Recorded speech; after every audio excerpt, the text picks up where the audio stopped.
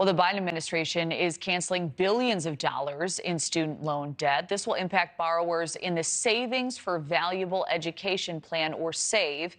That means more than 150,000 borrowers will see $1.2 billion in relief. The president focused a lot of his 2020 campaign on forgiving student loan debt. So last June, the Supreme Court did block a plan to forgive almost $500 billion in borrower debt. And joining us now to talk more about all of this, the new plan, who's eligible, is ISI editorial fellow for the Spectator World, J.P. Villasmil.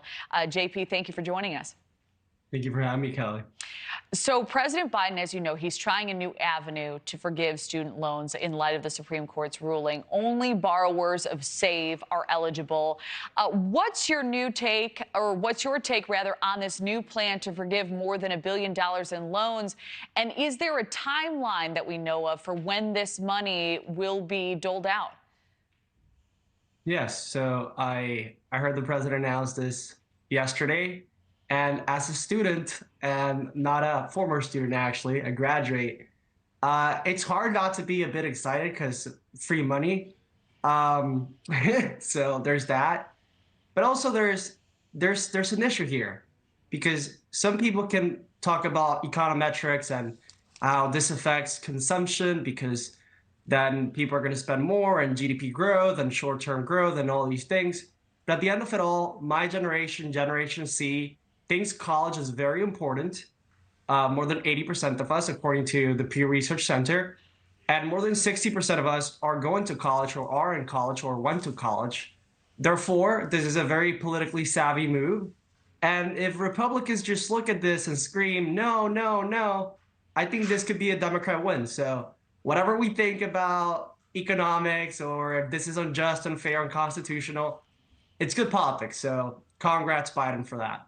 Okay, I want to dig into that a little bit more, because I know we have some viewers watching going, I don't know. So as of September, U.S. student loan debt reached $1.74 trillion. The Biden administration has canceled up to this point $138 billion, which is essentially a transfer of that debt to the American taxpayer. But I do like your take on free money. Do you think those moves will help him overall, Joe Biden, garner a younger vote?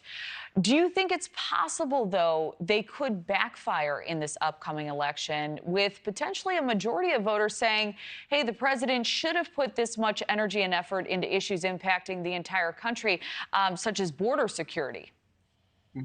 Yeah, well, I do think there's an argument for that. Some of the priorities of the Biden administration are in the wrong place, and I've written about this extensively.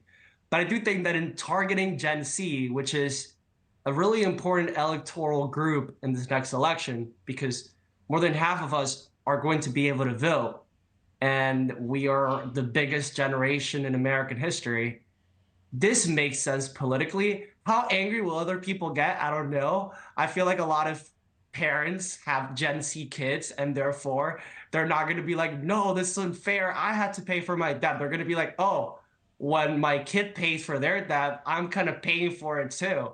So I think that, there's some resentment going on. Some people didn't go to college, and I do think it's unfair for them. Don't get me wrong. I do think that this is like fundamentally unfair, and I think a college education is somewhat overrated nowadays. And I'm not going to deep dive into this, but it's still smart politics nonetheless. I think that this is one of Biden's best policies in regards to political strategy. I don't know about the economics. I don't know about the morality of it all. Do you think this will be enough to rally that younger vote that he's seeking? I'm not sure. For the people that are not very politically involved, yes. Like, if I didn't care about politics at all, and I just heard, hey, I'm going to pay less money, I'll be like, okay, I'm going to vote for Biden. But the progressive base, they're really disillusioned with what's happening in Gaza. So I don't think they're going to flock to Biden just because of this. And that conservative chunk of my generation, I don't think they're going to run, toward Biden because of this. So it's a little more complicated than this, but I'll say independents and people that don't care that much about politics are probably going to love Biden for this. So All right, really interesting analysis. I do appreciate that. So switching gears here for a moment, the Biden administration is hiring. The position is Deputy Director of Celebrity Outreach. So another interesting way to grab that young vote. So recently there were rumblings, as you know, JP, of Taylor Swift. She was going to endorse Biden at the Super Bowl. That, of course, didn't happen. But what do you make of this move by the campaign, and overall, how effective are strategies like this, pulling in celebrities to the campaign trail? Yeah, so Matthew Foldy from The Spectator wrote that article, and I loved it. And when I read it, I said, I'm going to apply for the job. So, Mr. President, if you're watching this, I have what people in my generation call infinite risk. I can convince anyone to do anything, especially a celebrity. So let's go out there and get some endorsements. But if I'm serious for a second, I don't know how, like, this is somewhat effective. Like, I do think Taylor Swift has a pull, and I do think maybe, I don't know, some other celebrities like Justin Bieber could have an influence, but it's somewhat overrated. And maybe I'm talking for myself, but I don't really care what celebrities say. And I think many Americans think like me. Nonetheless, some Americans do. Therefore, it makes sense for them to have that position. I think Republicans should have that too. Republicans should be trying to get the endorsement of, I don't really know. We have country singers, we have that, but we should probably get some pop stars too. Some less controversial ones, for sure. Well, it's always interesting to hear from all generations as we head to the general. JP Villasmil, thank you so much for joining us. Thank you very much. And there is a lot more ahead.